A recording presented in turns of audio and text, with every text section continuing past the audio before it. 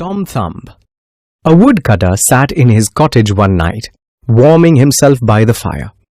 His wife sat by his side, spinning. "How lonely it is, wife," said he. "You and I sit here by ourselves without any children to play about and amuse us, while other people seem so happy and merry with their children." "What you say is very true," said the wife, sighing and turning round the spinning wheel. "How happy should I be if I had but one child? Even if it were as big as my thumb, I should be very happy and would love it dearly." Now, odd as you may think it, this good woman's wish was fulfilled. Not long afterwards, she had a little boy who was quite healthy and strong, but was not much bigger than your thumb. So they said, "Well, we cannot say we have not got what we wished for. Little as he is, we will love him dearly."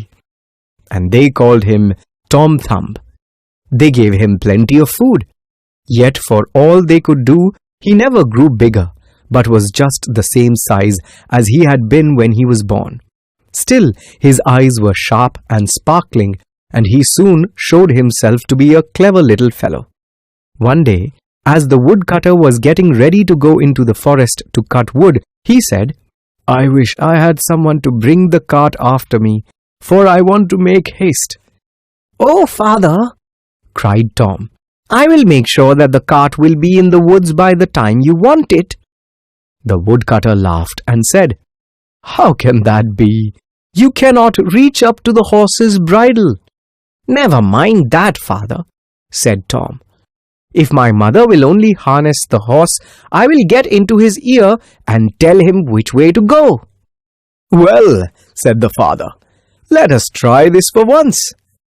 So the mother harnessed the horse to the cart and put Tom into the horse's ear. As he sat there, Tom told the horse how to go, crying out, "Go on!" and "Stop!" as he wanted. And thus the horse went on just as well as if the woodcutter had driven it himself into the wood.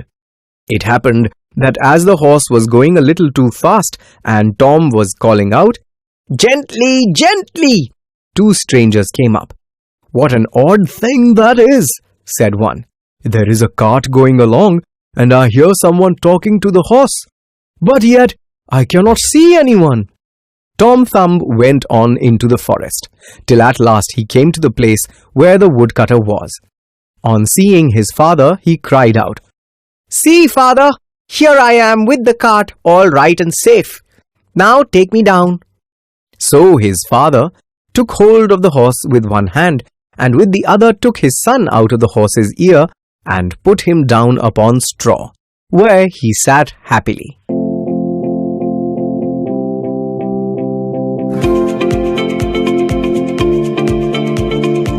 चलो बच्चों, आज हम सीखेंगे Tom थम। एक woodcutter मतलब लकड़ी काटने वाला जो था, अपने वाइफ के साथ रूम में बैठा था, अपने आप को गर्म कर रहा था और बोल रहा था कि हम लोग कितने अकेले हैं, हमको कोई बच्चा नहीं है जो हमारे आजू बाजू में खेले और हम उसको देख देख के बहुत खुश हो जाए।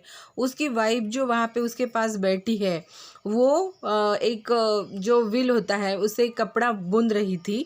वो भी उसको वही बोलती है कि हाँ, अगर हमको शायद से एक लड़का भी होता, अगर वो मेरे अंगूठे इतना भी होता, तो भी मैं उससे बहुत प्यार करती और बहुत उसके साथ अच्छे से रहती थी।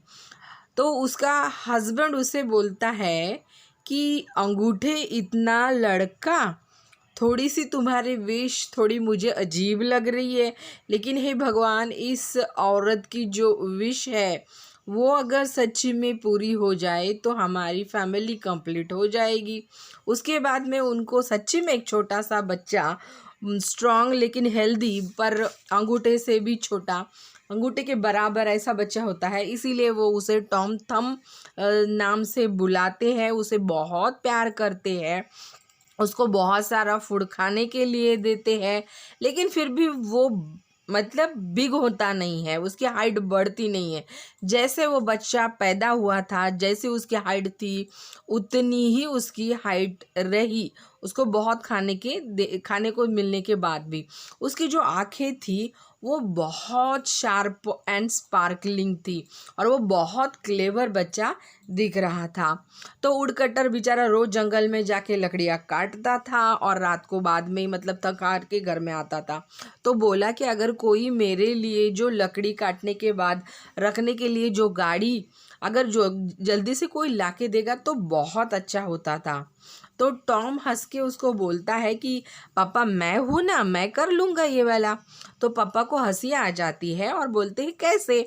तो तभी टॉम उनके पास कंधे पे जाके बैठता और बोलता, अगर समझो मम्मी ने घोड़े के कंधे पे जो हार्नेस होती है, मतलब जो एक घोड़ा गाड़ी होती है, तो घोड़ा गाड़ी को खींचने के लिए जो रस्सी होती है वो हार्नेस बोली जाती है।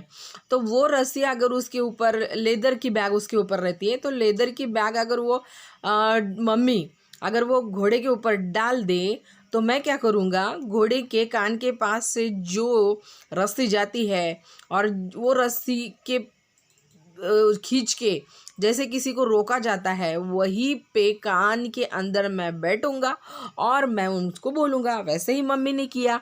मम्मी ने अच्छे से उसको अंदर डाल दिया, वो अंदर बैठ गया और घोड़े को बताने लगा कहाँ पे जाना है, कितना, जहाँ पे रुकना है वहाँ पे वो उसको बोलता था रुक जाओ, जहाँ पे जाना था वहाँ पे बोलता था बढ़ो जाओ। जैसे पापा गाड़ी चलाते थे, वुडकटर गाड़ी चलाता था, वैसे ही गाड़ी बहुत स्मूथली बहुत अच्छे से जा रही थी जंगल की तरफ। तभी दो आदमी रास्ते में खड़े थे और वो उसे देख रहे थे। बहुत ज़ोर से गाड़ी जा रही थी, इसलिए टॉम उनको बोला कि भाई धीरे धीरे घोड़े ज़रा धीरे धीरे गाड़ी चलाना।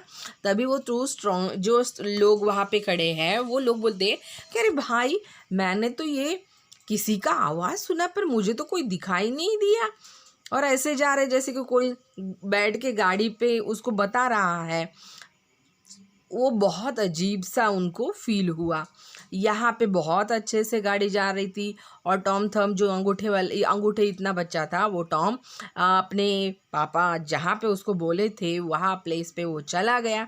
चला जाने के बाद वो वहाँ से कान में से बाहर आके पापा को बोला, पापा मैं बहुत सेफली पहुँच गया गाड़ी लेके, तो अभी मुझे जल्दी से नीचे उतार दो। पापा ने उसको पकड़ा, नीचे उतार के जो अच्छा वाला घास फूस होती है वहाँ पे प्यार से उसको रख दिया और बहुत प्यार से उसे देखने लगे।